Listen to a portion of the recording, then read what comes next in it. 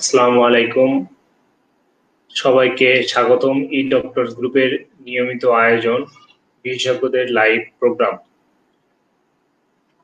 আজকের লাইভ প্রোগ্রামে বিষয় হলো কনস্টিটিউশন ইন চিলড্রেন বা শিশুদের কোষ্ঠকাঠিন্যতা। আজকের অতিথি আমি ডাক্তার নাজমুল ইসলাম, রেজিস্ট্রার শিশু সার্জারি বিভাগ, ঢাকা শিশু হাসপাতাল। আজকে এই একটা যে টপিকটা নিয়ে আলোচনা করব, একটা ছোট টপিক, কিন্তু শিশুদের খুব কমন হয়। আমাদের কাছে অনেক মা বাবাই এই কাঠিন্যতা নিয়ে প্রশ্ন করেন। এই জন্য আজকে এই টপিকটা নিয়ে আমাদের আলোচনা।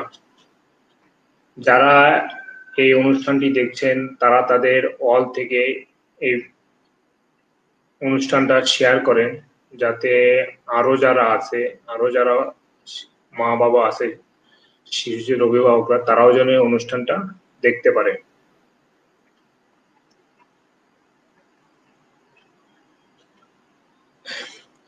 প্রথমে আমি ই ডক্টরস গ্রুপ সম্পর্কে একটু বলে নেব। আমি একজন ফাউন্ডার ই ডক্টরস গ্রুপের। আমরা যখন এই ই ডক্টরস গ্রুপটা তৈরি করি এই করোনাকালীন সময়, আমরা চাচ্ছিলাম যেন মানুষের ঘর থেকে কম বের হতে হয়, কিন্তু অসুস্থ মানুষ হবেই, তার চিকিৎসা নিতে হবে, কিন্তু কিভাবে মানুষকে ঘরে থেকে চিকিৎসা দেওয়া যায়, মানুষের যাতে বাইর হওয়া না লাগে, মানুষের যাতে গেদারিং না হয়, হাসপাতালে যেন জনসমাগম কম হয়, যাতে করে করোনা কম ছড়ায়। এই চিন্তা ভাবনা থেকে কিন্তু আমাদের এই গ্রুপটা খোলা। আমরা চিন্তা করেছিলাম যে মানুষের যেন ঘর থেকে কম বের হতে হয় এবং এই রোগটা যেন কম ছড়ায়। সরকারও চাচ্ছিল ঠিক এমনই, যে মানুষকে যেন ঘর থেকে কম বের হতে হয়। আপনারা যারা এই অনুষ্ঠানটি দেখছেন, আপনারা প্রশ্ন করেন, আমি ইনশাল্লাহ সব প্রশ্নের উত্তর দিয়ে যাব। শিশুদের নিয়ে যে কোনো ধরনের আপনারা প্রশ্ন করতে পারেন। তারপর এই গ্রুপটা আমরা যখন খোলার পিছনে আরো একটি কারণ আছে। করোনাকালীন সময় আমরা তো সকলেই চেম্বার বন্ধ করলাম, অনেক বেসরকারি হাসপাতাল বন্ধ করে দিল। আমার কাছে অনেক ফোন আসতো যে আমার এই সমস্যা ওই সমস্যা। যেমন আমার কাছে ধরেন একটা গাইনির সমস্যা আসলো, আমি কিন্তু গাইনির চিকিৎসা টুকটাক দিতে পারবো, কিন্তু গাইনির এরকম ভালো চিকিৎসা কিন্তু আমার পক্ষে দেওয়া সম্ভব না। আমার পক্ষে শিশু সার্জারির চিকিৎসা দেওয়া সম্ভব এবং মোটামুটি অ্যাকুরেটলি দেওয়া সম্ভব, কিন্তু একটা গাইনিক রোগীর সমস্যা বা একজন চোখের রোগীর সমস্যা, এদেরকে কিন্তু আমার পক্ষে চিকিৎসা দেওয়া একটু ডিফিকাল্ট এবং ভুল হওয়ার সম্ভাবনা কম। সো আমরা একটা প্ল্যাটফর্ম তৈরি করার চিন্তা করলাম, যে প্ল্যাটফর্মে বসে আমরা যে কোনো ধরনের রোগীর চিকিৎসা দিতে পারবো। এই চিন্তা ভাবনা থেকে কিন্তু এই ডক্টরস গ্রুপের পথ চলা শুরু। এই ডক্টরস গ্রুপে প্রায় 150 ডাক্তার আছে, যারা 24 ঘন্টা বিনামূল্যে চিকিৎসা দিয়ে দিতেছে। তাদেরকে আসলে ধন্যবাদ দিলে ছোট হয়ে যাওয়া হবে। তারা যেভাবে কাজ করতেছে, আমরা যখন তাদেরকে ইনভাইট করলাম, তারা কিন্তু প্রত্যেকেই খুব দ্রুত রেসপন্স করছে এবং প্রতিনিয়ত চিকিৎসা দিয়ে যাচ্ছে। ইনশাল্লাহ আমরা করোনাকালীন সময়ে করোনা রোগীদের এরকম বিনামূল্যে চিকিৎসা দিব। আমাদের এখানে প্রায় 28টা বিভাগ আছে, বিশেষজ্ঞদের প্যানেল, যারা নিয়মিত চিকিৎসা দিতেছে। এবং আমাদের যে ডাক্তাররা আছে প্রত্যেকেই কিন্তু বিশেষজ্ঞ, মানে প্রত্যেকেই তার বিষয়ে এমবিবিএস পাস করার পরেও প্রায় 5 বছরের ডিগ্রি নিয়ে পাস করে তারপর এখানে চিকিৎসা দিতেছে। সো আমাদের পক্ষে কিন্তু ভুল চিকিৎসা দেওয়ার সম্ভাবনা খুব কম। তারপরে আমরা এখানে কিন্তু প্রাথমিক চিকিৎসা দিই। প্রাথমিক চিকিৎসা দেওয়ার পরে যদি আমরা মনে করি যে তাকে হাসপাতালে যাওয়ার প্রয়োজন, তাহলে কিন্তু আমরা বলে দিই যে আপনারা হাসপাতালে যান। অথবা আমাদের চিকিৎসা দেওয়ার পরেও যদি তার উন্নতি না হয়, আমরা কিন্তু তাদেরকে বলি যে আপনারা হাসপাতালে যান। কারণ অনেক সময় রুগী দেখার পরেও ডায়াগনোসিস করা খুব ডিফিকাল্ট, তখন আমাদের কিছু পরীক্ষা নিরীক্ষা করা লাগে, আরো অনেক কিছু করা লাগে। আমরা কিন্তু এখানে সেটা করতে পারতেছি না। এখানে জাস্ট আমরা রোগীর সমস্যা শুনে কিছু ছবি দেখে আমরা কিন্তু ডায়াগনোস করতেছি, কিন্তু আমাদের বিশেষজ্ঞ প্যানেল থাকায় আমাদের ট্রিটমেন্ট দেওয়া অনেক সোজা হচ্ছে। কিন্তু অনেক সময় একটু দেরি হচ্ছে। হ্যাঁ, অনেকে আমরা ট্যাগ করতেছি ডাক্তার, কিন্তু ডাক্তার অনেক ব্যস্ত থাকে, হাসপাতালে যেতে হয়, ফ্যামিলি আছে, এসব উপেক্ষা করে তারা কিন্তু যে সময় দিতেছে সেটা আনবিলিভেবল। আপনারা মাঝে মধ্যে একটু ধৈর্য ধরবেন, আমাদের ডাক্তাররা অনেক সময় দিতে দেরি হয়, অনেক সময় হয়তো কাজের ফাঁকে মেসেজটা দেখে কিন্তু হয়তো মেসেজটার অ্যান্সার দিতে পারে না, যে সিন করছে দেখাই যে সে ইচ্ছা করে দেয় না এমন না, হয়তো ব্যস্ততার কারণে সে কিন্তু দিতে পারতেছে না।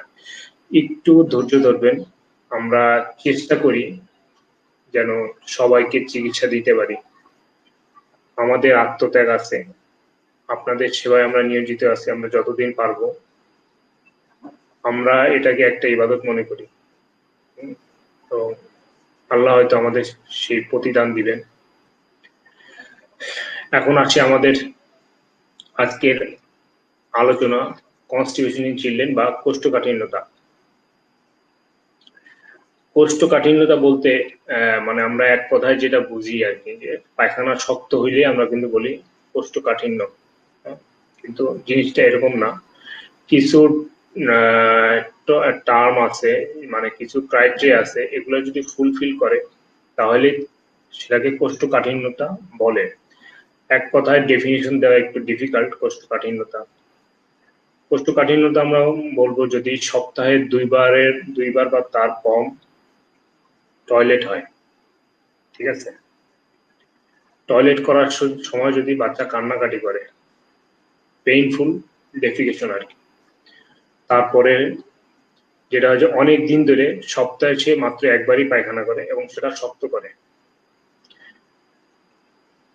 তারপরে তার যে রেকটাম বলে, হ্যাঁ, যেখানে এসে আসলে পায়খানার মলটা জমা থাকে, তারপরে টয়লেটটা হয়। এই মল জমা থাকে হলো রেকটামে আসা পরেই পায়খানার বেগটা চাপে। রেকটাম যদি কোনো হার্ড স্টুল দিয়ে ফুলফিল থাকে।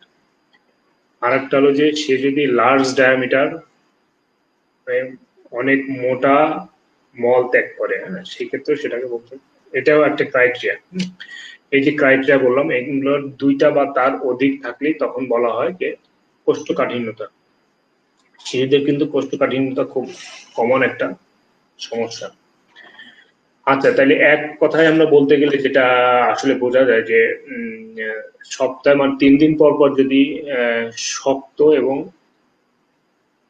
পেইন মানে কান্নাকাটি করে পায়খানা করে, মানে মল ত্যাগ করে, তাহলেই আমরা বুঝবো যে এটা কোষ্ঠকাঠিন্য। এখন মানে কি কি কারণে কোষ্ঠকাঠিন্যতা হয়।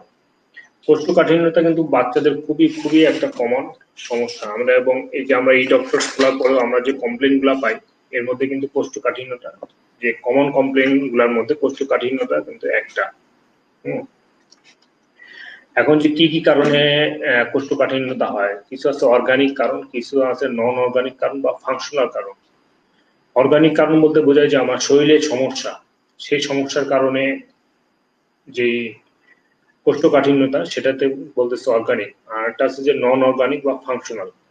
ফাংশনাল সমস্যাটা হলো যেটা, যেমন আমার ডায়েটারি সমস্যা বা আমার হ্যাবিটের সমস্যা, আমার ফ্যামিলিতে কোনো সমস্যা আছে, সেসব কারণে যে সমস্যাগুলো, সেটাকে বলতেছে নন অর্গানিক অর ফাংশনাল কনস্টিপেশন।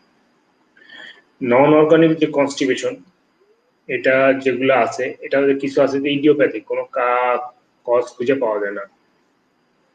কিছু আছে যেমন ডায়েটের কারণে, একটা হলো কিছু ধরনের ডায়েট বেশি খাওয়ার কারণে হয়, একটা হলো যে কিছু ডায়েট কম খাওয়ার কারণে হইতেছে।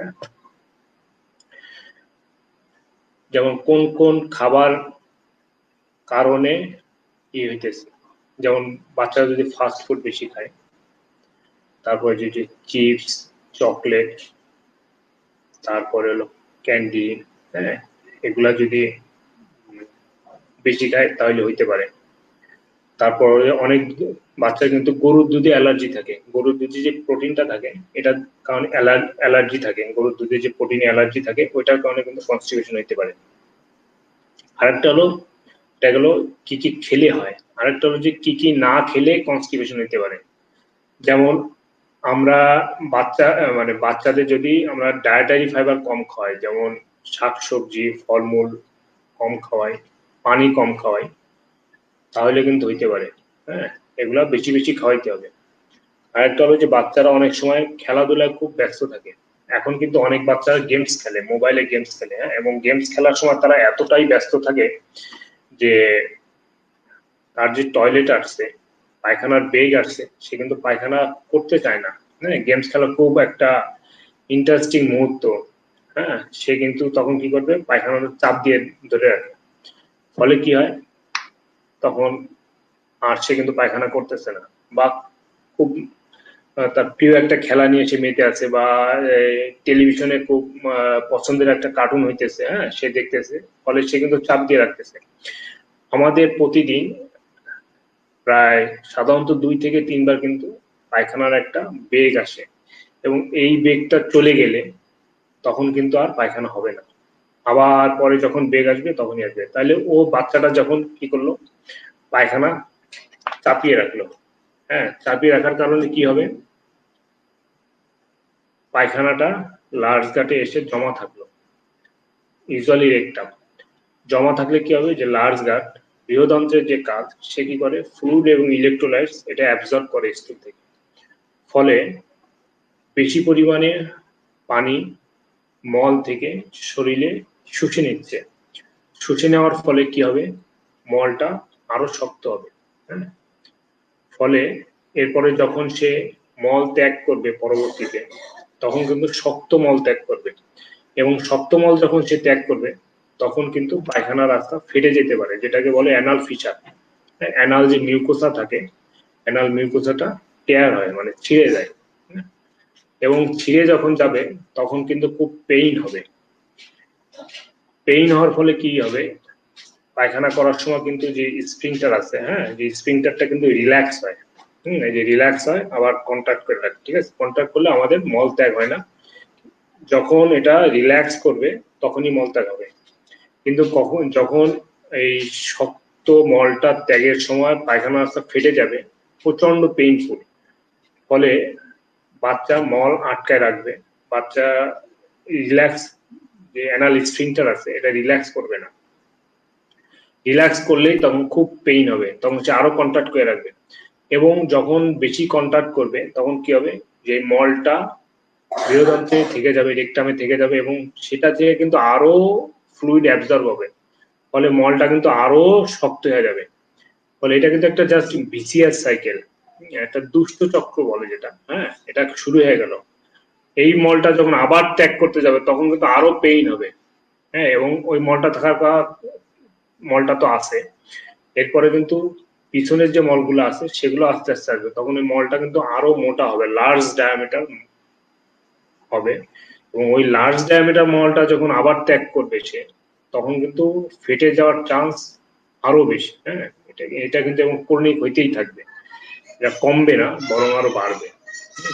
সো কষায় কনস্টিটিউশন এটা কিন্তু খুব একটা খারাপ সমস্যা বাচ্চাদের জন্য।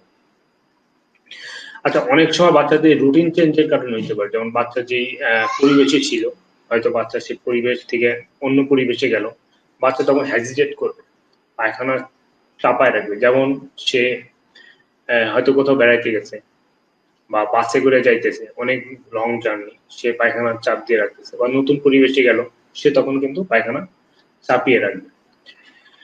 তারপরে সে যখন হয়তো স্কুলে গেল, অনেক সময় কিন্তু স্কুলে গেল যে হয়তো তার মল ত্যাগের আগ্রহ আসছে, কিন্তু সে মল ত্যাগ করতেছে না, কিন্তু চাপায় রাখতেছে, এটার কারণে হইতে পারে।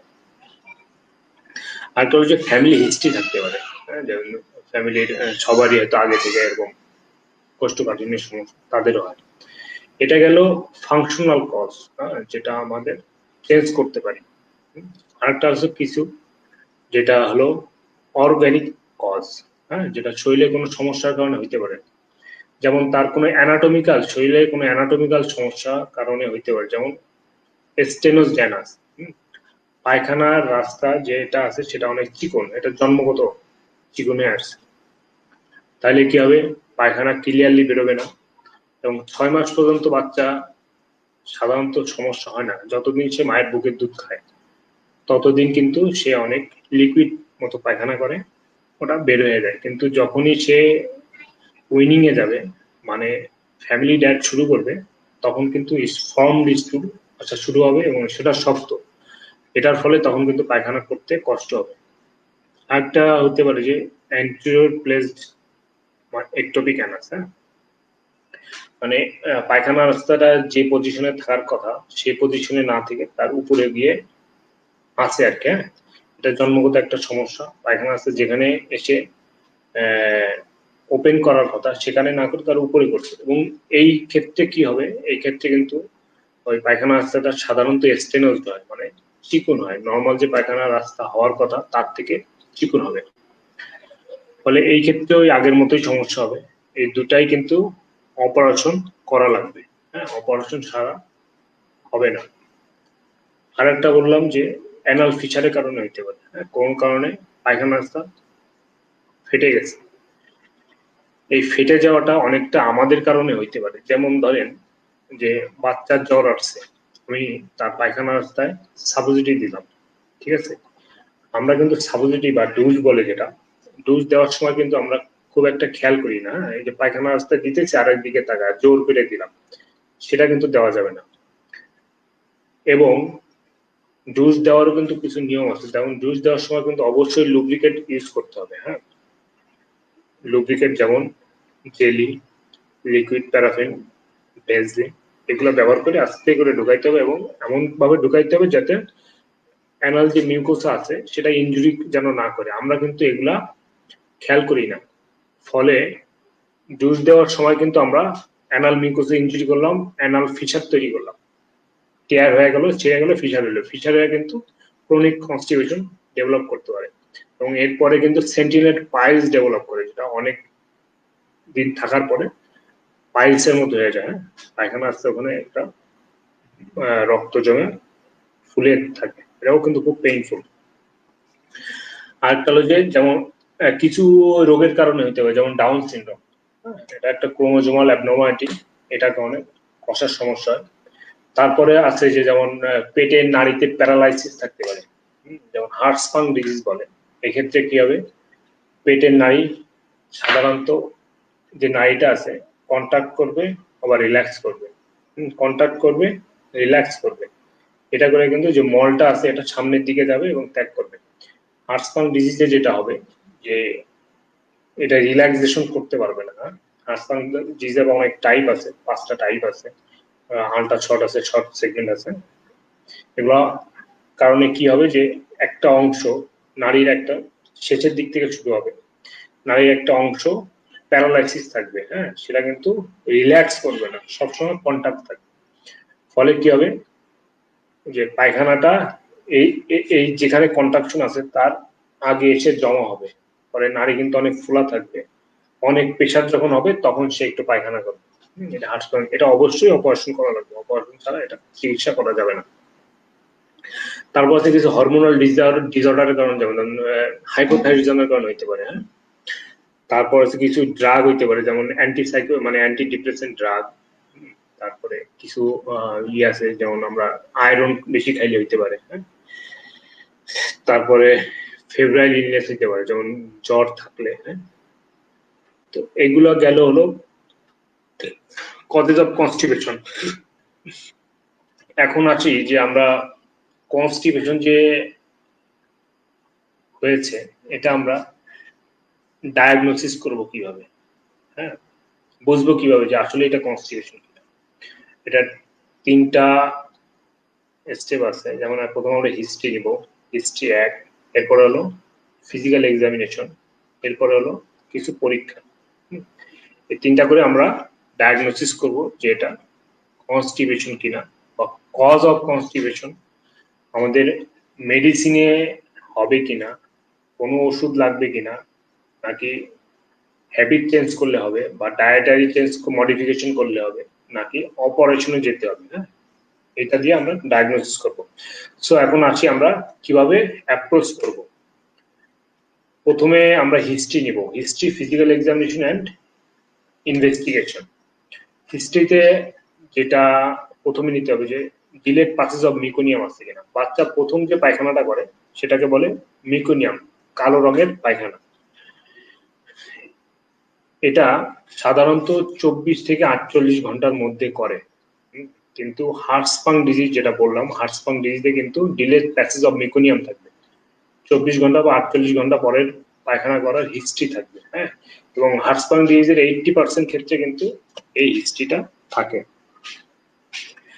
তারপরে আরেকটা হলো যে history of prolong jaundice, prolong neonatal jaundice. Neonatal jaundice মানে অবস্থা তার জন্ডিস ছিল। হ্যাঁ, সেই ক্ষেত্রে এটা হইতে পারে। সেটা কি হবে তখন আমরা কনজেনিটাল হাইপোথাইরিজম ডায়াগনোসিস চিন্তা করবো আর কি। এরপরে যেমন পায়খানা অনেক করার সময় অনেক কান্নাকাটি করে কিনা, হ্যাঁ, অনেক প্রেশার দিয়ে করে কিনা, বাথরুমে গিয়ে গিয়ে মায়ের মা এসে যেটা বলবে যে বাচ্চা টয়লেটে বসতে চায় না, হ্যাঁ, কান্নাকাটি করে, কমোডে বসবে না এবং পায়খানা করার সময় সে দৌড়াদৌড়ি করে, এদিকে যায় ওদিকে, সে পায়খানাটা আটকে রাখার চেষ্টা করে। এই হিস্ট্রিটা মা দিবে। আরেকটা আছে যে যে মা এসে বলবে যে আমার বাচ্চা পায়খানা মলটা অনেক সময় প্যান্টে লেগে যায়, কিছুক্ষণ পর পর একটু করে মল প্যান্টে লেগে যাচ্ছে। হ্যাঁ, এই হিস্ট্রিটা দিবে। এই হিস্ট্রিটা দিয়ে আমরা কি বুঝতে পারবো যে তার হয়তো কোনিক কনস্টিপেশন আছে।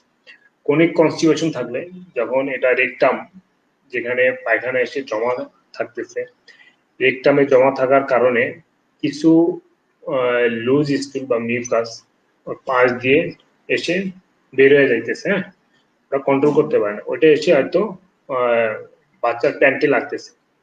সেটা দেখে আমরা বলবো যে এটা ক্রনিক কনস্টিপেশন। আরেকটা যেমন ডায়েটারি হিস্ট্রি।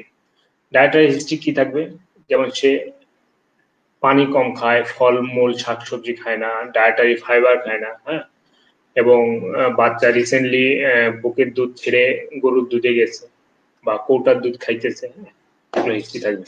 তারপর আরেকটা হতে পারে যেমন বাচ্চার ফ্যামিলি হিস্ট্রি থাকতে পারে, যে তার ফ্যামিলির সবাই এরকম কচার সমস্যা আগে ছিল, তাদের হইতে পারে। আরেকটা হলো যে আমরা বাচ্চাকে যদি পটি যখন করাই, এটা যদি খুব ফোর্সফুলি করি, হ্যাঁ, যে এখনই করা লাগবে, মানে জোর করে বসায় বাচ্চার ইচ্ছার এগেইনস্টে, তখনও কিন্তু বাচ্চা পায়খানা শক্ত মানে পায়খানা করতে চায় না, সে ভয় পায়, হ্যাঁ, পায়খানা আটকে রাখে, সেটার কারণে কিন্তু কনস্টিপেশন হইতে পারে। এখন আছি আমরা, এটা গেল হিস্ট্রি শুনলাম, মানে তার ইতিহাস শুনলাম, রোগের ইতিহাস। এখন আমরা আসবো যে তার ফিজিক্যাল এক্সামিনেশন, আমরা কিছু পরীক্ষা নিরীক্ষা করে বুঝতে পারবো যে তার এটা পরীক্ষা না, আমরা তার এক্সামিনেশন করবো। তাকে আমরা দেখবো, দেখে আমরা বুঝবো যে এটা কোন ধরনের সমস্যা। যেমন তার যদি পট্টুটের টানে, যেমন জিব্বাটা বের হওয়া থাকে, জিব্বা দিয়ে লালা পড়তেছে, হ্যাঁ, তাহলে আমরা চিন্তা করতে পারি যে কনজেনিটাল হাইপোথাইরিজম, তার হরমোনের সমস্যা আছে, তখন আমরা হরমোনের পরীক্ষা টরীক্ষা করতে দেওয়া লাগবে।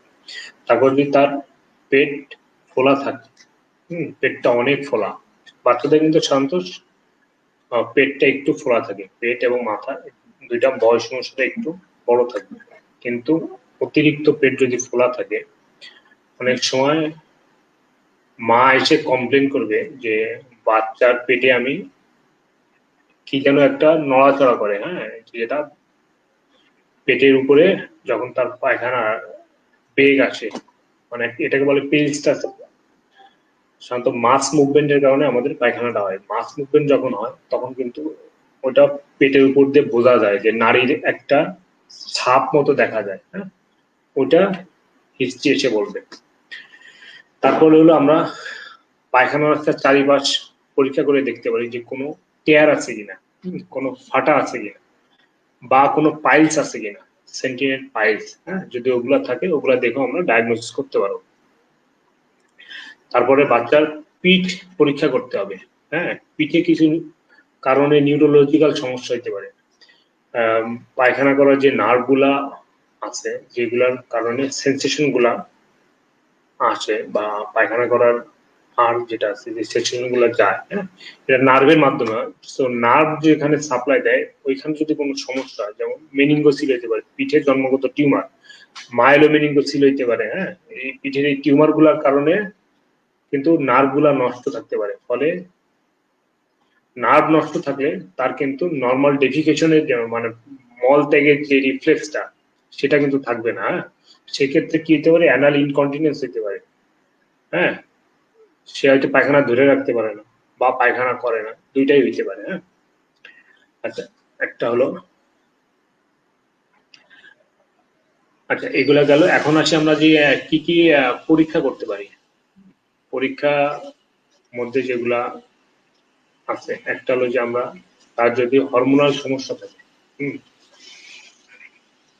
হরমোনাল সমস্যা যেমন কনজেনিটাল হাইপোথাইরয়েডিজম, সেক্ষেত্রে কিন্তু আমরা থাইরয়েড টেস্ট করবো আর কি, যেমন টিএসএইচ, টিএসএইচটা বেশি থাকবে এবং ফ্রি টি4 লেভেল যেটা আছে ওটা কম থাকবে। তারপর আমরা যে পেটের এক্সরে করতে পারি, এক্সরে অ্যাবডোমিনাল ইরেক্ট পোস্টার, যেটা আমরা হার্টস্পাং ডিজিজের ক্ষেত্রে প্রয়োজন। হার্টস্পাং ডিজিজের এক্সরেতে কি থাকবে, যেমন পসিটি অফ গ্যাসেস থাকবে, হ্যাঁ, মানে এক্সরে নিচের অংশের দিকে দেখা যাবে যে গ্যাস কম, যেখানে মল কম আছে এই কারণে গ্যাস কম তৈরি হয়েছে। আরেকটা হলো যে মাল্টিপল এয়ার ফ্লুইড লেভেল থাকবে, যেটা ইন্টেস্টাইনাল অবস্ট্রাকশনের ফিচার। আরেকটা থাকতে পারে যেমন লার্জ গাটের শ্যাডোটা খুব বড়, একটা লার্জ গাটের শ্যাডো পাওয়া যায়, হ্যাঁ, এটা দেখলে আমরা মোটামুটি বুঝবো যে এটা হার্টস্পাং। তারপর আমাদের কন্ট্রাস্ট এনেমা করতে পারি, পায়খানা আসতে একটা ওষুধ দিয়ে একটা এক্সরে করতে পারি, ওটা দিয়ে আমরা বুঝতে পারবো যে এটা হার্টস্পাং বা অন্য কোনো সমস্যা নেই।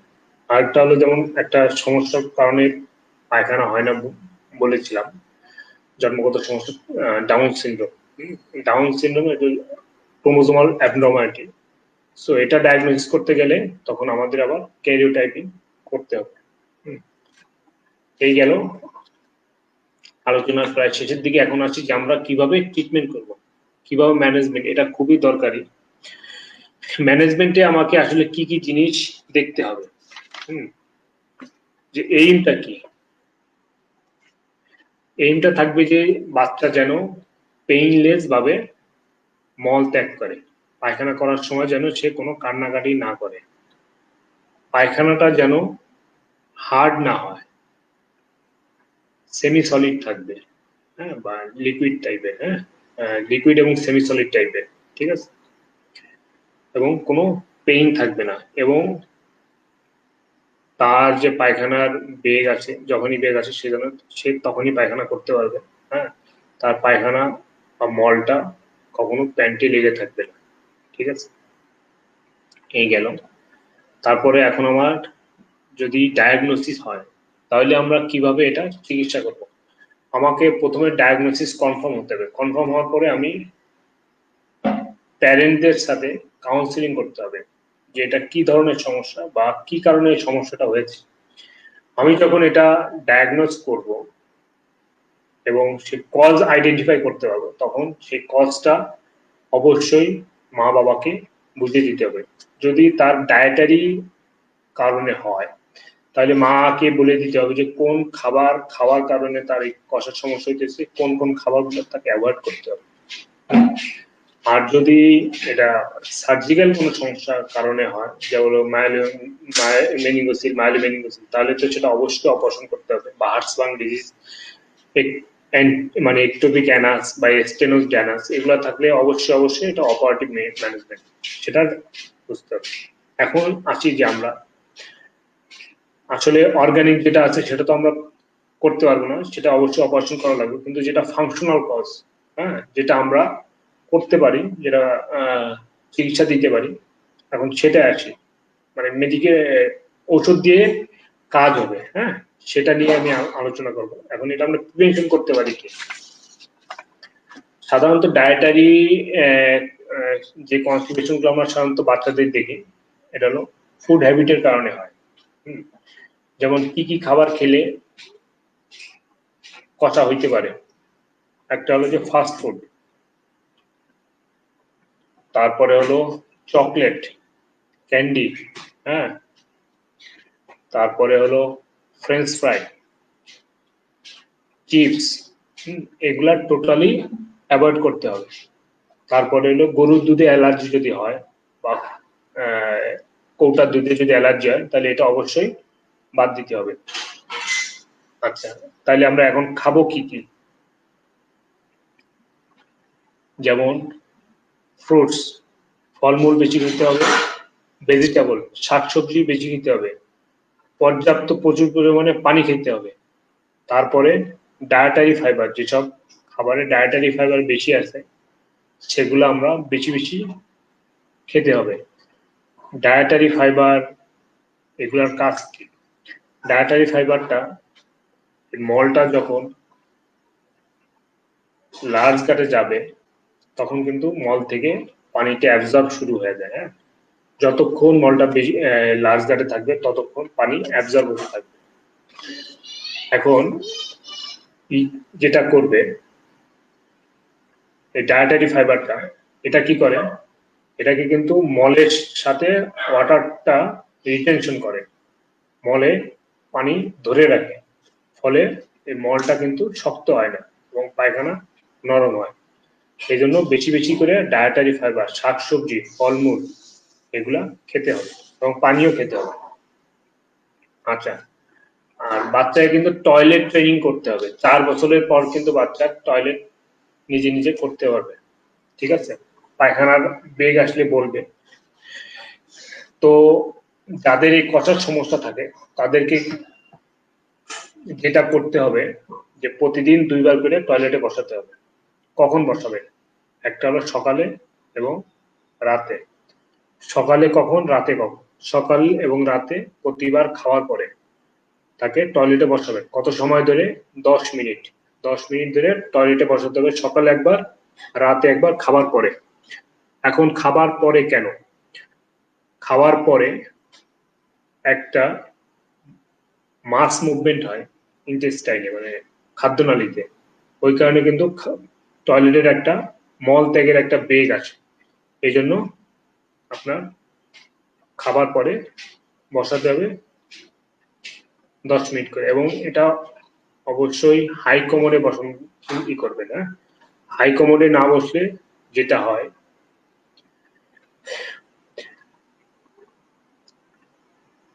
পায়খানা করার যে রাস্তা আছে অ্যানাল স্ফিংটার, ওইখানে একটা স্লিং আছে। হ্যাঁ, এটা নর্মাল টয়লেটে বসলে ওই স্লিংটার অ্যাঙ্গেলটা খুব বেশি পড়ে, ফলে পায়খানা কিন্তু ঠিক মতো বের হতে চায় না। এই জন্য হাই কমোডে কিন্তু ওইটা রিল্যাক্স থাকে।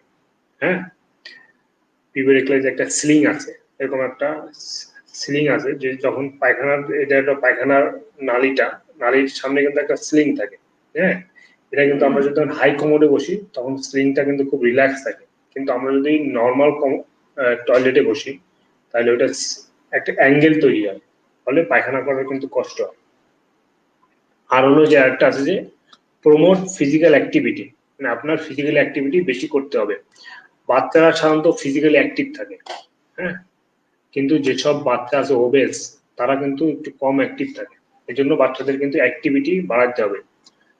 বড় সিনিয়র যারা আছে তাদের ক্ষেত্রে অবশ্যই অবশ্যই ফিজিক্যাল অ্যাক্টিভিটি বাড়াইতে হবে। বাচ্চাদের ক্ষেত্রে যদি ওবেস হয়, যদি হাঁটাচলা কম করতে চায়, তারে কিন্তু খেলাধুলা করানো লাগবে, ফিজিক্যাল অ্যাক্টিভিটি বাড়ানো লাগবে। এখন আসি যে আমরা কি কি ওষুধ দিতে পারি। ওষুধ এটা অবশ্যই অবশ্যই ডাক্তার দিবে। আপনাদের সাথে শুরু বলতেছি যে কি কি আমরা ব্যবহার করতে পারি আর কি। একটা হলো যে অসমোটিক্স ল্যাক্সেটিভ ইউজ করতে পারি, তারপর হলো ইসবগুলের ভুসি খাওয়াইতে পারি। হ্যাঁ, এগুলো খুব হেল্পফুল। তারপরে আছে যে লিকুইড প্যারাফিন খাওয়াইতে পারি, এগুলা বাচ্চা। আচ্ছা, এগুলো অবশ্যই ডাক্তাররা দিবেন। ঠিক আছে, আজকের টপিকস আমাদের এই পর্যন্তই। আরো আছে এগুলা হয়তো, যেমন গ্লিসারিন সাপোজিটরি ইউজ করতে পারে, ওটা পরে, ওটা আপনাদের ওটা অবশ্যই ডাক্তার দেখে দিবে আর কি। বাসায় থেকে যতটুকু করতে পারেন এটাই। এখন আমি আসি কিছু কোশ্চেন আছে আমাদের, আজকে দেখলাম অনেক কোশ্চেন, আমি একটু কোশ্চেন নিয়ে আলোচনা করি। একজন বলছে যে ধন্যবাদ বন্ধু, এমন সুন্দর একটা গ্রুপ খোলার জন্য ধন্যবাদ বন্ধু। তারপরে আছে হলো আমার বাচ্চার বয়স 9 মাস শেষ হলো, ওর সমস্যা হচ্ছে প্রতিদিন টয়লেট করে না, 3-4 দিন পর পর করে এবং অনেক কষা হয়, প্রচুর প্রেসার দিয়ে কান্না করে। ওকে একজন ডাক্তারের পরামর্শে হার্বাল আমার বাচ্চার বয়স 9 মাস শেষ হলো, ওর সমস্যা হচ্ছে যে প্রতিদিন টয়লেট করে না, 3-4 দিন পর পর করে এবং অনেক কষা হয়, প্রচুর প্রেসার দিয়ে দেয়, কান্না করে। ওকে একজন ডাক্তারের পরামর্শে হার্বাল নন সিরাপটি খাইয়েছি কিন্তু কোনো কাজ হচ্ছে না, শুধু ডোজ দিলেই একটু একটু করে করে। প্লিজ কিছু একটা বলেন। আচ্ছা, আপনার বাচ্চার এই সমস্যাটা কতদিন সেটা বলেন নাই, কবে থেকে আরম্ভ হয়েছে সেটা বলেন নাই। হ্যাঁ, এটা কিন্তু জানা লাগবে। যেহেতু এটা পেইনফুল ডেফিকেশন, হ্যাঁ, সেটা এখানে কিন্তু অ্যানাল ফিচার হওয়ার সম্ভাবনা খুব খুব বেশি। এখানে আপনি আয়ুর্বেদিক ওষুধ খাওয়াইতেছেন, আয়ুর্বেদিক ওষুধে আসলে আমরা জানি না এটা কিভাবে কাজ করে, এটার কোনো সাইড ইফেক্ট আছে কিনা। হ্যাঁ, এটা শুধু আয়ুর্বেদিক যারা আছে তারা হয়তো বলতে পারবে। আমরা যারা অ্যালোপ্যাথিক ডাক্তার আছি আমরা আসলে এগুলা জানি না। আয়ুর্বেদিক ওষুধ নিয়ে আমরা আসলে মানে আমরা কিছুই এটা জানি না, কারণ ওদের এটা মেকানিজম অফ অ্যাকশন, ওটা কিভাবে কাজ করে। একটা ওষুধের কিন্তু অনেক ইউজ আছে, শুধু একটা কাজই করে না। যেমন একটা ওষুধের সাইড ইফেক্ট অনেক সময় ওই ইফেক্টের কারণেও কিন্তু ওটা ইউজ করা হয়, যেমন যেটা এইটার কারণে যেটা হইতেছে, যেমন মিনোক্সিডিল একটা ওষুধ আছে, এটা হাইপার টেনশনে ব্যবহার করা হইতো, ওটা কিন্তু এখন চুল গজানোর ক্ষেত্রে ইউজ করা হইতেছে।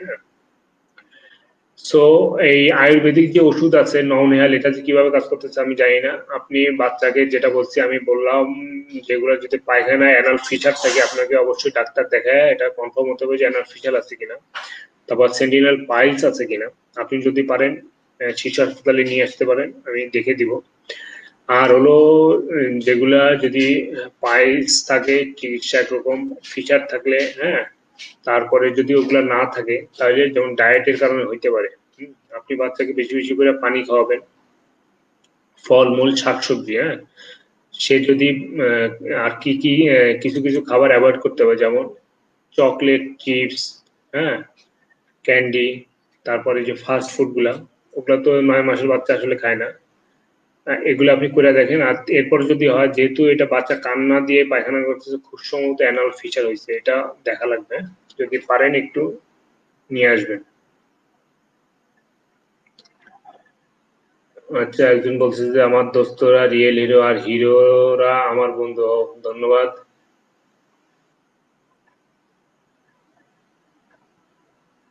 আচ্ছা, একজন বলছে যে আমার ছেলের জিভে লাল হয়েছে, এটা কেন? জিভে তো অনেক কারণে লাল হইতে পারে, ওটা তুমি ছবি দিবা, কতদিন ধরে, এই বাচ্চার বয়স কত, ওজন কত, এগুলো জানায় মেসেঞ্জারে নক করো, আমি তখন অ্যান্সার দিব। আচ্ছা, জিএসসিয়ানদের পক্ষ থেকে তোমাদেরকে সবাইকে অভিনন্দন, ধন্যবাদ বন্ধু, তোমাকে অভিনন্দন এই অনুষ্ঠান দেখার জন্য। পরবর্তী কোশ্চেনে যে আমার ছেলের বয়স 2 বছর 7 মাস, ও রেগুলার টয়লেট করে না, 2 থেকে 3 দিন পর পর করে এবং টয়লেট অনেক কষা হয়, বেচারা খুব কষ্ট পায়, এটা থেকে প্রতিকার কি যদি বলেন অনেক উপকার হইতো। ধন্যবাদ আপনাকে কোশ্চেন করার জন্য। আচ্ছা, বাচ্চাকে প্রথমে দেখতে হবে যে তার ডায়েটারি কারণে হইতেছে কিনা। যদি ডায়েটারি কারণে হয়, যে কারো খাবারের কারণে হইতেছে, সেটা প্রথমে বন্ধ করতে হবে। বেশি বেশি করে পানি, শাকসবজি, ফলমূল খেতে হবে বাচ্চাকে, যেহেতু 2 বছর 7 মাস আছে।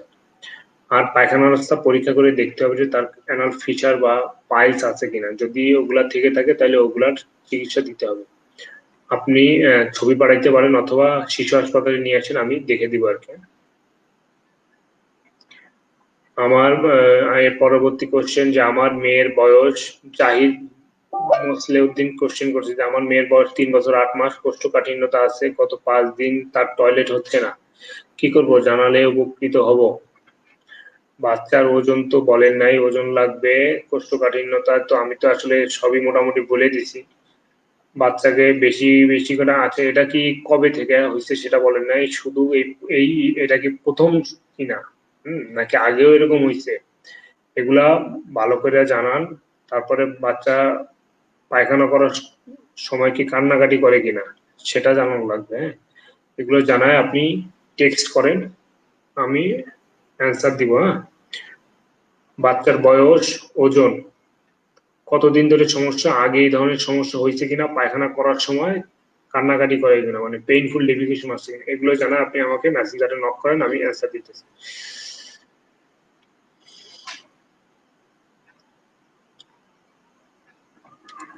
আচ্ছা, একজন প্রশ্ন করছে যে আসসালামু আলাইকুম। ওয়ালাইকুম আসসালাম। আমার বাচ্চা কোষ্ঠকাঠিন্যের জন্য ফিশার হয়ে গিয়েছে, আজকে কয়েকদিন জ্বরও এসেছে, আজকে এখন গ্যাস বের হলেও সে কাঁদছে, সে অনেক ব্যথা পাচ্ছে। আমি ওকে ডাক্তার ফোনে অয়েন্টমেন্ট দিচ্ছি, খাওয়া দাওয়া ঠিক আছে, বাচ্চার বয়স 3 বছর 9 মাস, একটু বলবেন কি করা যায়? আসলে কি করা যায় এটা পুরাটাই বলে দিয়েছি, কি অয়েন্টমেন্ট দিছি আপনি বলেন নাই। কয়েক ধরনের অয়েন্টমেন্ট আছে, তারপরে যেমন হিপবাত, মানে পেনাইল হিপবাত আছে, হিপবাত দেওয়া যায়, ব্যথার জন্য মলম আছে, ওটা ইউজ করতেছে, কিন্তু কি কি বলেন নাই আপনি। বাচ্চার ওজন যেটা, ওটা বলেন নাই, কোনো মুখেও খাওয়ার ওষুধ দিছে কিনা সেটা বলেন নাই। হুম, ওগুলা জানানো লাগবে, কি কি ওষুধ খাইতেছে ওইটার প্রেসক্রিপশন সহ আমাকে মেসেঞ্জারে নক করেন, আমি ওখানে উত্তর দিব, কারণ এই ডাটাগুলা ইনঅ্যাপ্রোপ্রিয়েট থাকলে বা চিকিৎসা দেওয়া একটু ডিফিকাল্ট। হ্যাঁ, বাচ্চার ওজন জানাবেন, বাচ্চার কতদিন ধরে এই সমস্যা, কি কি ওষুধ ব্যবহার করতেছে, হ্যাঁ, সেগুলা দেখে পরবর্তীতে ওষুধ দিতে পারবো।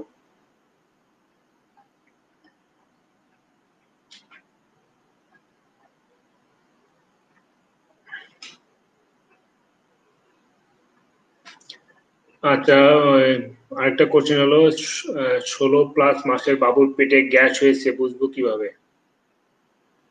গ্যাস্ট্রিকের সমস্যা তো বাচ্চাদের খুব রেয়ার রেয়ার। হ্যাঁ, পেটে তো গ্যাস থাকবে, প্রত্যেকটা মানুষেরই পেটে গ্যাস থাকবে। হ্যাঁ, গ্যাস যার নাই সে মৃত ব্যক্তি। সো গ্যাস নিয়ে এত ওরিয়েন্টেড হওয়ার কারণ নাই, কিন্তু যেটা হয় বাচ্চা যদি বারবার বমি করে, হ্যাঁ, ঢেক উঠে, সেই ক্ষেত্রে কিছু গ্যাস্ট্রিকের সমস্যা হইতে পারে। বারবার ঢেক দেয় কিনা, হ্যাঁ, সেটা খেয়াল করবে, তা নাহলে গ্যাস্ট্রিকের সম্ভব সমস্যা হওয়ার কথা না, এই বাচ্চার খুব রেয়ার। হ্যাঁ, আচ্ছা, আমার ছেলের বয়স 3 বছর, মাঝে মাঝে গুটি গুটি পটি করে, কষা হয়, কি করব? আপনি বাচ্চাকে, 3 বছর বয়স, আশা করি সে ফ্যামিলি ডায়েট খায়, গরুর দুধ খাওয়ার পর থেকে যদি সমস্যা হয় তাহলে গরুর দুধ বন্ধ করে দিবে, পানি, ফল, ফলমূল, শাকসবজি, এগুলা বেশি করে খাওয়াবেন। হুম, তারপরে কিছু জিনিস অমিট করবেন, যেমন chocolate, chips, fast food, French fry, হ্যাঁ, এগুলা অমিট করেন। আর আরো অনেক ডাটা লাগবে, আসলে ওগুলা তো বলেন না, এই জন্য বোঝা যাচ্ছে না, আপাতত এগুলা করেন, এরপর যদি না কমে আপনি আমাকে নক করবেন।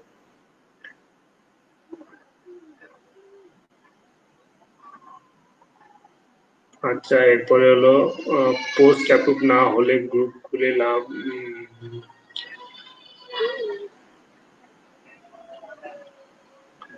আসসালামু আলাইকুম, আমার বেবি খুব কষ্ট করে হাগু করে, ও সপ্তাহে একদিন মল ত্যাগ করে, খুব কান্নাকাটি করে, আর মল অনেক মোটা হয়ে বের হয়। আর এখন তো ও হাগুই করে না, হাগুর বেগ হলে নিঃশ্বাস বন্ধ করে রাখে, যেন হাগু চলে যায়, এর থেকে পরিত্রাণের উপায় কি? এটা আসলে কতদিন ধরে এই সমস্যা সেটা বলেন নাই, বাচ্চার বয়স কত, ওজন কত, এগুলা কিছুই বলেন নাই, এগুলা আমাকে জানানো লাগবে। আর বাচ্চার খুব সম্ভবত এখন ক্রনিক স্টেজে চলে গেছে। হ্যাঁ, এটা হয়তো অনেক দিন ধরে থাকতে থাকতে, এবং বাচ্চার অ্যানাল ফিচার থাকতে পারে, পায়খানা রাস্তা ফেটে যাইতে পারে। ফেটে যাওয়ার সম্ভাবনা খুব বেশি। যদি ফেটে যায় তাহলে ওইভাবে চিকিৎসা দেওয়া লাগবে, এটা দেখা লাগবে। আপনি আমাকে ছবি পাঠাইতে পারেন বা বাচ্চা নিয়ে শিশু হাসপাতালে আসতে পারেন, আমি দেখে দিব। আর যে খাবারগুলা বলছি, যে খাবারগুলো অ্যাভয়েড করতে হবে, ওই খাবারগুলো অ্যাভয়েড করবেন, যেমন চকলেট, চিপ, জুস, গরুর দুধ, হ্যাঁ, এগুলো অ্যাভয়েড করবেন। আর বেশি করে পানি খাওয়াবেন, শাকসবজি খাওয়াবেন, ফলমূল খাওয়াবেন। এগুলো খাওয়ায় দেখেন, যদি ইমপ্রুভ না হয় অবশ্যই দেখা লাগবে। হ্যাঁ,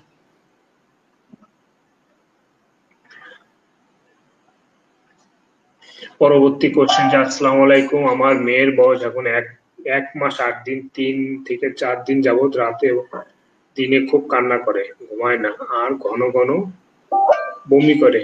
এখন কি করব? দয়া করে আমাকে উপদেশ দিবেন। বাচ্চার বয়স হলো 1 মাস 8 দিন। আচ্ছা, আপনাকে যেটা করতে হবে, যে বমি এই বয়সে যেটা আবার বমি যেটা প্রধান কারণ, সেটা হলো যে ওভার ফিডিং, বাচ্চাকে বেশি খাওয়াচ্ছেন কিনা। হ্যাঁ, আগে ওটা এনশিওর হইতে হবে। বাচ্চা কিন্তু এখন সে বুঝে না যে তার কতটুকু খাইতে হয়, সে কিন্তু খাইতেই থাকে। হ্যাঁ, এরপরে যখন বেশি হয়ে যায় তখন সেটা বমি করে ফেলে দিচ্ছে।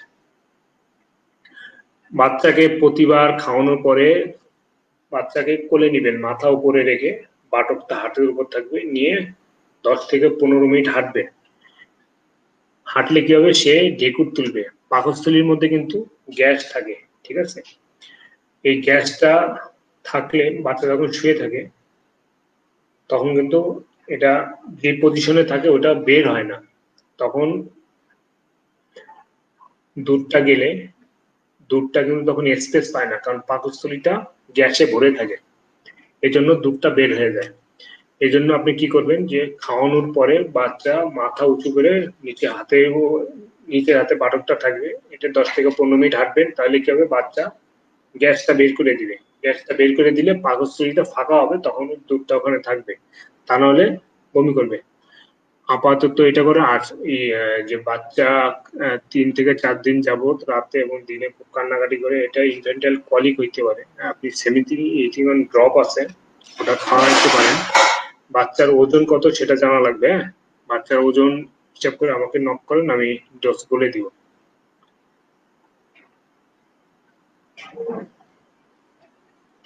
আচ্ছা, একজন মেহেদি হাসান জন প্রশ্ন করছেন যে 1 মাসের বাবু শিশি দেওয়ার আগে মোড়ামুড়ি করে, মোচড়ামুচি করে।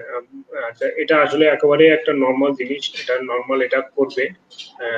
মোচড়ামুচি করতে পারে, এটা নিয়ে ওরি দেওয়ার কিছু নাই। হ্যাঁ, এবং এটা শান্ত 3 মাস পরে পায়খানা প্রস্রাব দুইটা করার সময় কিন্তু মোচড়ামুচি করবে। ঠিক আছে।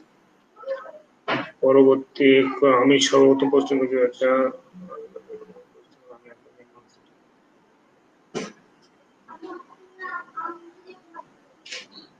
একজন প্রশ্ন করছে যে বন্ধু, তুমি কি এখন হাসপাতালে ডিউটি করো?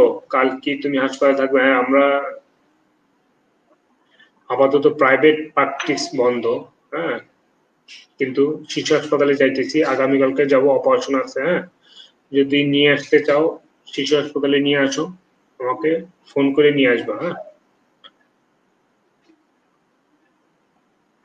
আচ্ছা, একটা প্রশ্ন আছে যে আমার ছেলে 11 মাস ও 2-3 দিন পর পর পায়খানা করে, এর আগে তুমি অ্যাভোলেক দিয়েছিলে, এখন কি অবস্থা সেটা তুমি জানাও। 2-3 দিন পর পর পায়খানা করে, আমি কোষ্ঠকাঠিন্যের একটা ডেফিনেশন দিয়েছি, যে কিছু ক্রাইটেরিয়া আছে, যে এগুলার মধ্যে যদি পড়ে তাহলে তার কষার সমস্যা আছে। হুম। বাচ্চা যদি সপ্তাহে 2 বারের কম পায়খানা করে, বাচ্চা যদি অনেক দিন ধরে সপ্তাহে 1 বার শক্ত পায়খানা করে, তারপরে পায়খানা করার সময় যদি কান্নাকাটি করে, ওগুলো হয় কিনা দেখো। যদি হয় তাহলে বাচ্চার ওজন সহ আমাকে নক করো, তখন ওইভাবে চিকিৎসা দিতে হবে। হ্যাঁ, আর বাচ্চাকে যেগুলো বলছি যে ডায়েটারি হ্যাবিট গুলো চেঞ্জ করো, যদি গরুর দুধ খায় বা কৌটার দুধ খায় আপাতত বন্ধ করো।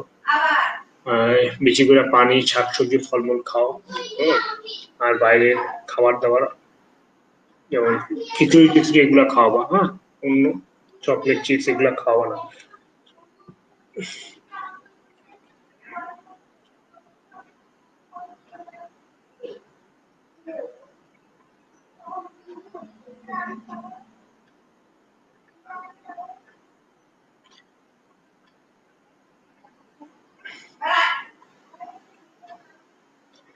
যে আমার নিরাগ মেহেদি বলছে যে আমার মেয়ে বাবু 1.5 বছর, ওকে প্রতিদিন সবজি খিচুড়ি খাওয়ানো হয়, তবুও ওর বেশ শক্ত ও মোটা মল হয়, দিনে 2-1 বার করে। এর কোনো সমাধান আছে? দিনে 2-1 বার পায়খানা করলে তো নরমাল। দিনে 2-1 বার করলে ভালো। প্রতিদিন যদি করে ভালো। আপনি বাচ্চা খাওয়ার সাথে বেশি বেশি করে শাকসবজি খাওয়াবেন, বেশি করে পানি খাওয়াবেন, হ্যাঁ, এবং যে সিজনাল ফলমূলগুলো আছে সেগুলো খাওয়াবেন।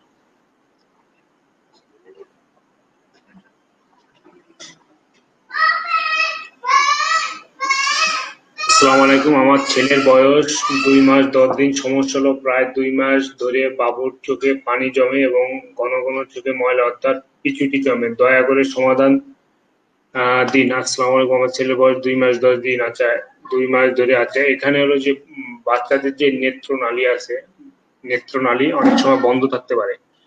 হ্যাঁ, বন্ধ থাকলে এটা 6 মাসের আগে কিছুই করতে হয় না। চোখের একটা ব্যায়াম আছে, ওটা শিখাই দিতে হয়। হ্যাঁ, এখন খুব সম্ভবত ওইটা, তবে এটা আমাদের না দেখিয়ে যারা চক্ষু বিশেষজ্ঞ আছে আমার মনে হয় ওনাদের দেখান।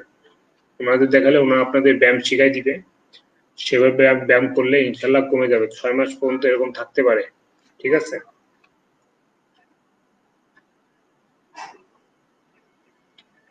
আমার ছেলের বয়স 2 বছর 8 মাস। এখন ও নুডলস খাইতে চায়, কিন্তু আমি দিচ্ছি না, কারণ অনেকেই বলে নুডলস খাইলে নাকি টয়লেট কষা হয়। এটা কতটুকু সত্য? বাচ্চাকে আপনি নুডলস খাইলে যে পায়খানা শক্ত হবে এরকম কোনো নাই।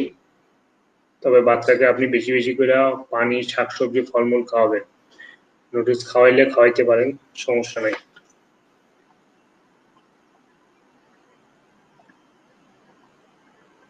আমার বেবির বয়স 20 মাস। ওর পটি অনেক টাইট হয়, অথচ ওকে পেঁপে খাওয়াই প্রতিদিন।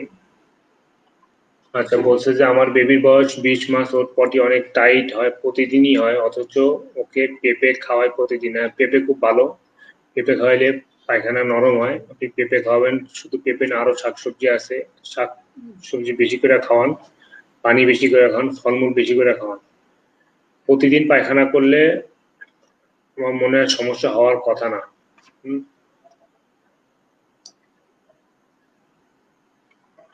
আর একজন বলছে যে আমার 3 বছরের মেয়ে ভাত খেতে চায় না, সমাধান চাই। এটা খুব কমন প্রশ্ন যে আমার বাচ্চা খেতে চায় না। এক্ষেত্রে যেটা করতে হবে যে বাচ্চা কিছু না কিছু খায়। সে হয়তো বাইরের খাবার খায়, যেমন চকলেট খাইতে পারে, চিপস খাইতে পারে, ফাস্ট ফুড খাইতে পারে। যদি সেগুলা খায় সেগুলো আপনি টোটালি বন্ধ করে দিবেন। টোটালি বন্ধ করলে বাচ্চা যখন ক্ষুধা লাগবে সে অবশ্যই খাবে, অবশ্যই খাবে। হ্যাঁ, ভাত খাক বা খিচুড়ি খাক, যেটাই দিবেন সে সেটাই খাবে। বাচ্চা ক্ষুধা লাগলে সে অবশ্যই খেতে বাধ্য। সো আপনি এখন যেটা করবেন যে আপনি যে বাইরের খাবারগুলা খায়, যেমন চকলেট, চিপস যদি খেয়ে থাকে ওগুলো বন্ধ করে দেন, ইনশাল্লাহ খাবে।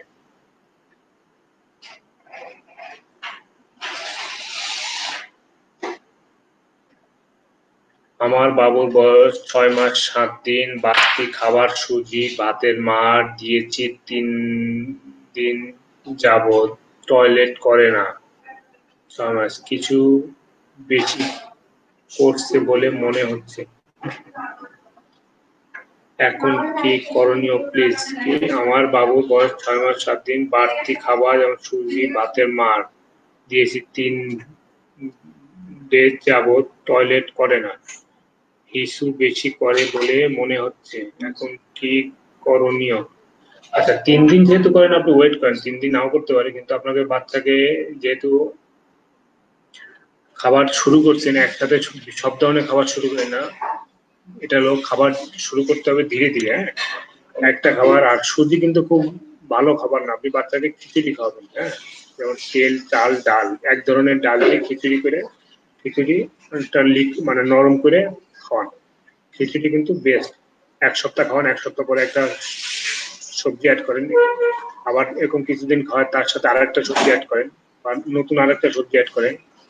তারপরে 1 সপ্তাহ পরে আপনি ফল খাওয়ান, ফ্রুটস খাওয়ান। ঠিক আছে? এগুলা খাওয়ান, ইনশাল্লাহ ইমপ্রুভ করবে।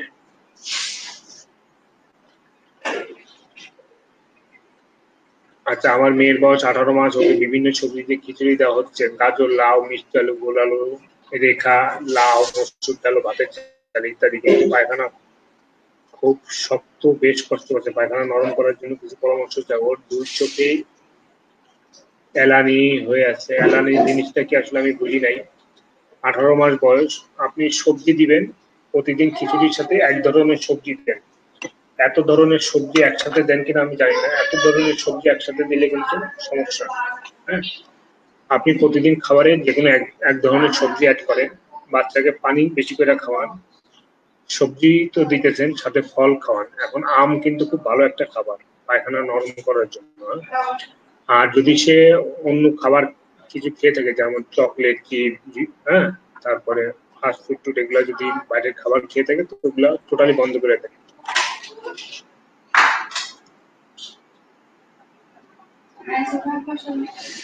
পরবর্তী কোশ্চেন যে আসসালামু আলাইকুম, আমার ছেলের বয়স 5 বছর 3 মাস, ওর ওজন আনুমানিক 20 কেজি, ও পায়খানা রেগুলার করে না, প্যান্ট ময়লা করে কিন্তু পায়খানা করে না। এটা আমি আমার আলোচনায় বলছি যে হয়তো ক্রনিক কনস্টিপেশন থাকতে পারে। হয়তো অনেকদিন ধরে পায়খানা যে নারী আছে বৃহদান্ত, হয়তো শক্ত পায়খানা জমে থাকে। শক্ত পায়খানা যখন জমে থাকে তখন ওর পাশ দিয়ে কিছু লিকুইড পায়খানা আসে, ওগুলো বের হয় কিছুক্ষণ পর পর। হ্যাঁ, ওটা হয়তো প্যান্ট মেখে যায়। এখন আপনার কি কারণে পচার সমস্যা হয়েছে ওইটা আইডেন্টিফাই করতে হবে। আর আপনার বাচ্চা কোনো ওষুধ খায় কিনা সেটা জানাবেন, কতদিন ধরে এই সমস্যা সেটা জানাবে, আর কোনো সমস্যা আছে কিনা সেগুলো জানায় আপনি মেসেঞ্জারে নক করেন, ইনশাল্লাহ উত্তর দিবেন। আর একজন প্রশ্ন করছে যে আমার ছেলের বয়স 6 মাস প্লাস, আলহামদুলিল্লাহ ভালোই খায়, কিন্তু শরীর কষা, খুব চিকন, পায়খানা ক্লিয়ার না। আসলে এটা যেই বলছেন এটাতে কিছু বোঝা যাবে না যে খুব চিকন মানে কি। বাচ্চা যদি ওয়েট ভালো থাকে, আর চিকন মানে আপনার 6 মাস বয়সে বাচ্চার ওজন কত সেটা জানেন নাই, সেটা ওজন অ্যাডিকুয়েট আছে কিনা ওটা জানলে বোঝা যেত। শরীর কষা, কতদিন পর পর পায়খানা করে সেটা বলেন নাই, কতদিন ধরে এই সমস্যা সেটা বলেন নাই। তারপরে পায়খানা ক্লিয়ার না মানে কি। হ্যাঁ, এই জিনিসগুলো আসলে ভালো করে পুরাটা বলা লাগবে, তা নাহলে এটা ডিফিকাল্ট। হ্যাঁ, শুধু টেক্সট দিয়ে বোঝা ডিফিকাল্ট। আপনি মেসেঞ্জারে এগুলো ডাটা সব দিয়ে নক করেন, ঠিক আছে। স্যার, আমার ছেলের বয়স 1 মাস, করোনা আক্রান্ত, তার পেট অনেক ফোলা, পায়খানা নরম, খুব কান্নাকাটি করে ও মোড়ামুড়ি করে, এখন কি করব? বাচ্চার বয়স হলো 1 মাস, করোনায় আক্রান্ত। আচ্ছা, করোনায় আক্রান্ত হইলে তো ওটা আলাদাই। করোনার সাথে কনস্টিপেশন এর এরকম সমস্যা, করোনা হয়ে পাতলা পায়খানা হইতে পারে। আচ্ছা, যেটা হলো বাচ্চার পেট ফোলা, বাচ্চাদের কিন্তু পেট স্বাভাবিকে মানুষের থেকে একটু ফোলা থাকে। হ্যাঁ, এটাই নর্মাল। আর বাচ্চা 3 মাস বয়স পর্যন্ত মোড়ামুড়ি করবে। হ্যাঁ, পায়খানা প্রস্রাব দুইটা করার সময় কিন্তু সে মোড়ামুড়ি করবে, এটা নর্মাল। হুম, পায়খানা নরম, প্রতিদিন পায়খানা করলে সমস্যা নয়, খুব কান্নাকাটি করতে পারে, এটা ইনফ্যান্টাইল কলিক হইতে পারে। হ্যাঁ, 3 মাস বয়স পর্যন্ত এরকম মাঝে মধ্যে একটু কামড়াকামড়ি করতে, মানে কান্নাকাটি করতে পারে। তারপর আপনি পুরা ওজনটা কত ছিল ওটা জানায় আপনি আমাকে মেসেঞ্জারে নক করেন, সেখানে উত্তর দেবো ইনশাল্লাহ। বয়স 5 বছর, হাগু করার পর পাঁচু জ্বালা করে কেন, সমাধান কি? আচ্ছা, পায়খানা দিনে কয়বার করে ওটা বলেন না, পায়খানা শক্ত হয় কিনা সেটা বলেন না। যদি অ্যানাল ফিশার হয়ে থাকে, পায়খানা রাস্তা যদি ফাটা থাকে, তাহলে কিন্তু পায়খানা রাস্তা জ্বালা পড়া করবে। এখন এটা কিনা ওটা একটু ক্লিয়ার করেন, বাচ্চা দেখান বা আমাকে ছবি পাঠান। ওরা দেখলে, ছবি দেখলে হয়তো সব বোঝা যায় না, তারপরেও কি করতে পারেন, অথবা শিশু হাসপাতালে নিয়ে আসেন, আমি দেখে দেবো। আমার বাচ্চার বয়স 20 মাস, বাচ্চা একদম খেতে চায় না, ওজন 9 কেজির মতো, পায়খানা অনেক কষা। বাচ্চার বয়স হলো 20 মাস, একদম খেতে চায় না, ওজন 9 কেজির মতো, পায়খানা অনেকটা কষা। পায়খানা কষা বলতে আসে কি বোঝাচ্ছেন? প্রতিদিন করে কি করে না সেটা বলেন নাই।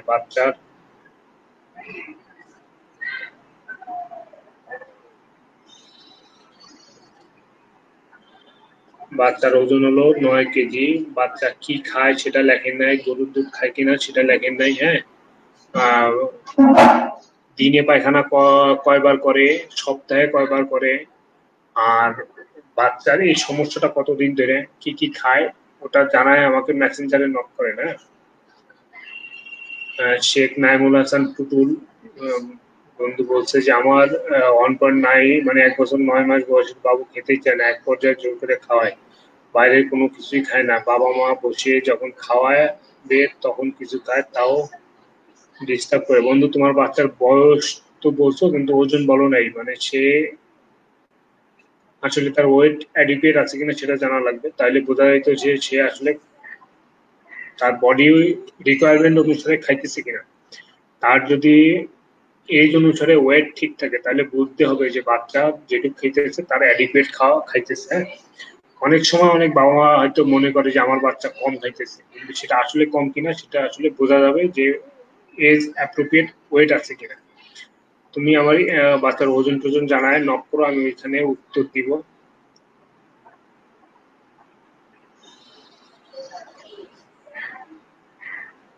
আমার ছেলের বয়স 5+ কিছুদিন পর পর জিহ্বায় এক ধরনের সাদা প্রলেপ তৈরি হয়, তখন আর তার খাওয়ার রুচি কমে যায়, খেতে চায় না। বাচ্চারা এই সমস্যার সমাধান দিলে উপকৃত হবে। বাচ্চার ঠোঁটে যখন সাদা প্রলেপ হয় তখন বাচ্চার ওই জিহ্বার প্রলেপের ছবি নিয়ে আপনি আমাকে মেসেঞ্জারে নক করবেন, ওটা দেখে তখন ওষুধ দিতে হবে।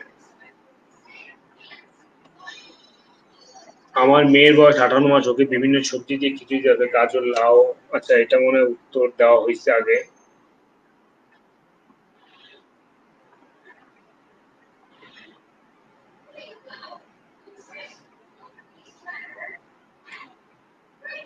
আমার মেয়ের বয়স 10 মাস 9 দিন, পায়খানার সাথে গুঁড়া কৃমি বাহির হয়, এখন কৃমিনাশক সিরাপ খাওয়াতে পারবো কিনা, পারলে কোন সিরাপ খাওয়াবো দয়া করে জানাবেন। আচ্ছা, এটা আপনি পায়খানার রাস্তা দিয়ে কৃমি গেলে অবশ্যই কৃমি ওষুধ খাওয়াতে হবে। আপনি ডিলেন্টিন সিরাপ খাওয়াইতে পারেন, হাফ চামচ করে রাতে একবার, একবারই খাওয়ান সিরাপ, ডিলেন্টিন, DELENTIN, রাতে একবার হাফ চামচ খাওয়ান। হ্যাঁ?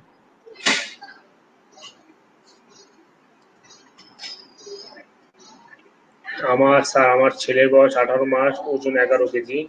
আমার ছেলের পায়খানা খুব শক্ত, 2 দিন পর পর পায়খানা করে, পায়খানা করার সময় খুব কান্না করে।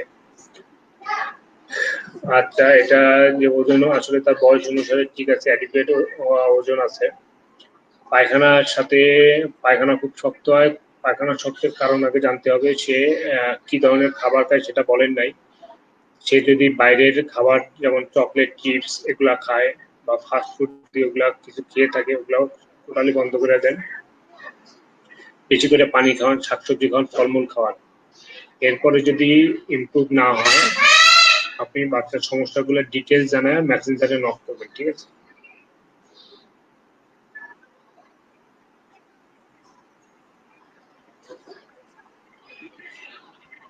আমার ছেলে 7 বছর, বমি লাগে, লাল।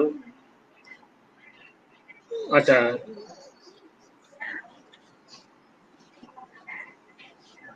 আমার ছেলে 9 বছর, বমি লাগে, ডিল্যাক দিচ্ছি, ডিল্যাক কতদিন খাওয়াবো? আসলে ডিল্যাকটা কে দিচ্ছে, আপনার ডাক্তার দিচ্ছে কিনা? ডাক্তার দিলে তো আপনার অবশ্যই ডিউরেশন বলে দেওয়ার কথা যে কতদিন, সাধারণত 10 দিন খাওয়ায়, কিন্তু আমার মনে হয় আপনার যে ডাক্তার দিচ্ছে ওনার সাথে কনসাল্ট করে খাওয়ান। হ্যাঁ, উনি যেহেতু সমস্যা শুনে আপনাকে দিচ্ছে, একটা তার প্ল্যান আছে, ওই প্ল্যান অনুসারে সে দিচ্ছে। হ্যাঁ, ঠিক আছে। আমার বাবুর বয়স 4 মাস, বাবার বয়স 4 মাস 15 দিন, টয়লেট খুব কষা, টয়লেট করতে খুব কষ্ট হয়, বুকের দুধ ছাড়া কিছু দেওয়া হয় না। বাবুর বয়স 4 মাস 15 দিন, 4 মাস 15 দিন শুধু বুকের দুধ খাওয়াইলে আসলে কষা হওয়ার খুব ডিফিকাল্ট। হ্যাঁ, তো মায়ের বুকের দুধ খাইলে কিন্তু দিনে 2 থেকে 8 বার বা 10 বার পায়খানা হইতে পারে, এটাও কিন্তু নর্মাল। আবার 2-3 দিন পর পর কিন্তু পায়খানা হইতে পারে, দুইটাই নর্মাল। কিন্তু মায়ের বুকের দুধ খাইলে কিন্তু কষা পায়খানা সাধারণত হয় না। আপনি যে কষা পায়খানা করতেছেন, আপনি যে বলতেছেন, তাহলে আপনি ওই পায়খানার ছবি তুলে আমাকে মেসেঞ্জারে দেখাবেন। হ্যাঁ, যে আসলে কষা করে কিনা, ঠিক আছে? পরবর্তী কোশ্চেন, যে আমার ছেলের বয়স 5.5 বছর, ওর সমস্যা হচ্ছে ওর পা ও পায়ের আঙ্গুল প্রায় সময় ব্যথা করে। আচ্ছা, আর আরেকটা সমস্যা, ওর হাত ও পায়ের তালু প্রচুর ঘামে, দেখে মনে হয় মাত্র হাত পা ধুয়ে এসেছে। আচ্ছা, যে ও যে সমস্যা হচ্ছে পা আঙ্গুল প্রায় সময় ব্যথা করে। আচ্ছা, এটা কখন ব্যথা করে? যেমন আপনার যে একটা হলো গ্রোয়িং পেইন হয়, যে গিরায় গিরায় ব্যথা করে, সেটা কিনা জানি না। গ্রোয়িং পেইন যেটা হয়, যে বাচ্চাদের যে হাড়ের বৃদ্ধি হয়, হাড়ের বৃদ্ধির কারণে কিছু কিছু বাচ্চার এরকম মাঝে মাঝে ব্যথা হবে। হ্যাঁ, এটাও যেমন মেয়ে বাচ্চাদের 18 বছর পর্যন্ত, ছেলে বাচ্চাদের 21 বছর পর্যন্ত কিন্তু গ্রোয়িং পেইন হইতে পারে। ওইটা হইলে জাস্ট প্যারাসিটামল খাওয়াইলে হবে যখন হয়। হ্যাঁ, আবার যেদিন হয়তো দৌড়াদৌড়ি টুড়ি বেশি করবে সেদিন কিন্তু একটু বেশি হবে। হ্যাঁ, ওইটা হলে একটু প্যারাসিটামল খাওয়াইতে পারেন। হুম।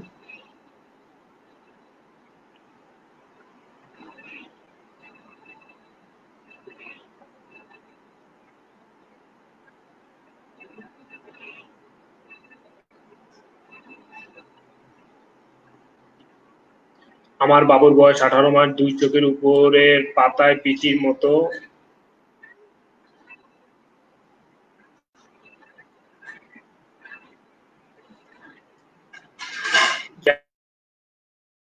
দুই চোখের উপরে পাতায় পিচির মতো হয়ে আছে, করণীয় কি? এটা অনেক জিনিসই হইতে পারে। আপনি এই চোখের পাতা যে পিচির মতো হয়েছে, ওইটা আমাকে বা কোনো চক্ষু বিশেষজ্ঞকে নক করেন, উত্তর দিয়ে দিব। হ্যাঁ, ওটা দেখা লাগবে, না দেখে বলা যাবে না।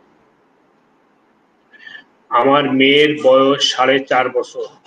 ওর হিমোগ্লোবিনের পরিমাণ <10 এবং স্বাস্থ্য ভালো নয়। হাত পা খুব চিকন। খাবার ডোজ জোর করে খাওয়াইতে হয়, কি করলে ভালো হবে?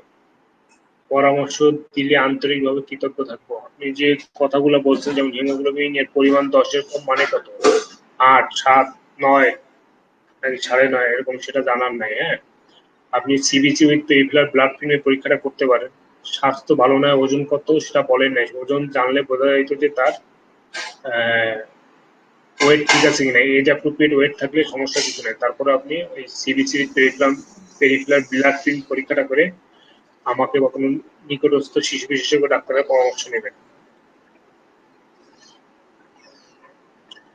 আমার বাবুর বয়স 18 মাস, ওর দুই চোখের উপরের পাতায় বিচির মতো 2 থেকে 3 মাস হয়ে আছে, করণীয় কি? এটা আসলে বাচ্চার চোখের উপরের পাতায় যে বিচির মতো হয়েছে, ওটা আসলে দেখা লাগবে। হ্যাঁ, আপনি ছবি তুলে পাঠাইতে পারেন, আমাকেও দিতে পারেন, বা কোন চক্ষু বিশেষজ্ঞ ডাক্তারকে দিতে পারেন। হ্যাঁ, না দেখে এলা বলা যাবে না।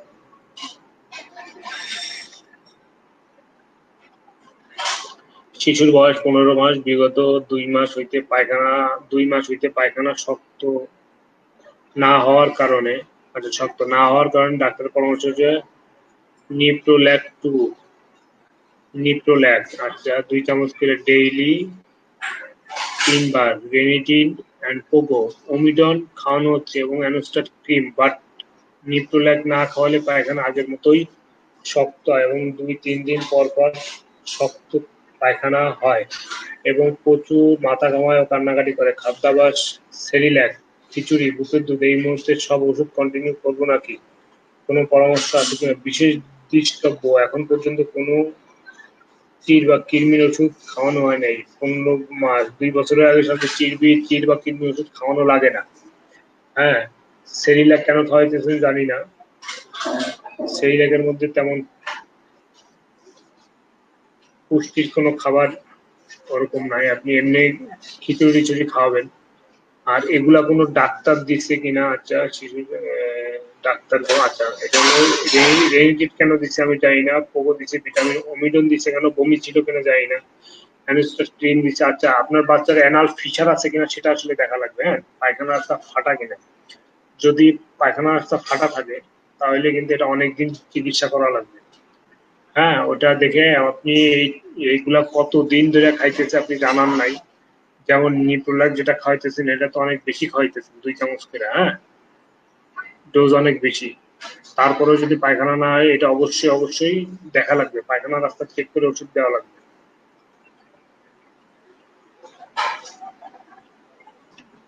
আমার বাচ্চার বয়স 4 দিন, এক চোখ ক্যাতরায় এবং শরীরে গোটা ঘামাচি বা মাসি পিছু উঠছে।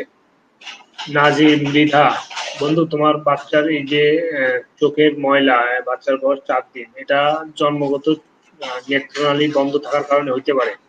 যদি ওইটা হয় তাহলে ওটা ব্যায়াম শিখাই দিতে হবে। হ্যাঁ, ওটা একটা হলো ছবি তুলে পাঠাইতে পারো, বা চোখের মধ্যে কোনো সমস্যা আছে কিনা, ওই কারণে হয়েছে কিনা সেটা দেখা লাগবে। ঠিক আছে, দুইটা চিকিৎসা দুই রকম। শরীরের মধ্যে গোটা ঘামাচি বা মাসি ভিত্তি, ওটা ঘামাচি মাঠে ভিত্তি আসলে ছবি দেখা লাগবে, ছবি না দেখে বোঝা যায় না। তুমি যদি পারো আমাকে মেসেঞ্জারে ছবি পাঠাই দিতে পারো।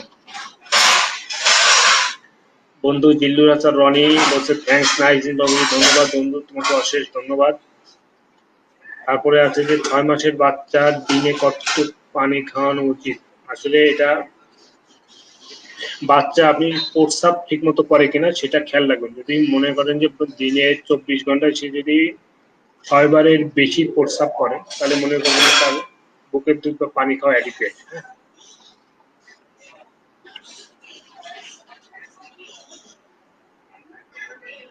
আচ্ছা, একজন লিখছে যে আমার মেয়ের বয়স 4 বছর, বিগত কিছুদিন ধরে পায় আছে। এটা মনে হয় আপনি মেসেজ পুরোটা লিখতে পারেন নাই। আচ্ছা বন্ধু, অনেক অনেক দোয়া ও ভালোবাসা রইল। সাবধানে থাকো, নিজের নিরাপত্তার দিকে খেয়াল রাখো। তোমার বাচ্চারা কেমন আছে? আসলে আমার বাচ্চারা আলহামদুলিল্লাহ ভালো আছে বন্ধু। আহ আসলে তোমার নামটা উঠতেছে না, তো এই জন্য এই মুহূর্তে দেখতে পাইতেছি না। আমরা আলহামদুলিল্লাহ ভালো আছি, দোয়া করো। ধন্যবাদ। আচ্ছা, সর্বশেষ কোশ্চেন। আমার মেয়ের বয়স 13 মাস, পায়খানা কষা, সাবু খাওয়ানো হয়, পেঁপে খাওয়ানো হয়, তারপরও শক্ত থাকে, কারণ কি? পরামর্শ দিলে কৃতজ্ঞ থাকবো। শুধু সাবু আর পেঁপে খাওয়াইলেই হবে না, অন্য কি কি খায় সেগুলা জানতে হবে। যেমন সে যদি গরুর দুধ খাওয়ানো শুরু করে থাকে বা পোলটার দুধ খাওয়া, তাহলে সেগুলো বন্ধ করে দেয়। হ্যাঁ, সাথে শাকসবজি বেশি করে খাওয়ান, ফলমূল বেশি করে খাওয়ান, পানি বেশি করে খাওয়ান। এটা তো ইমপ্রুভ হইলে ভালো। যদি এরপরে ইমপ্রুভ না হয় তাহলে আমার মনে হয় ডাক্তারের কাছে যায় পরামর্শ করবেন। ঠিক আছে।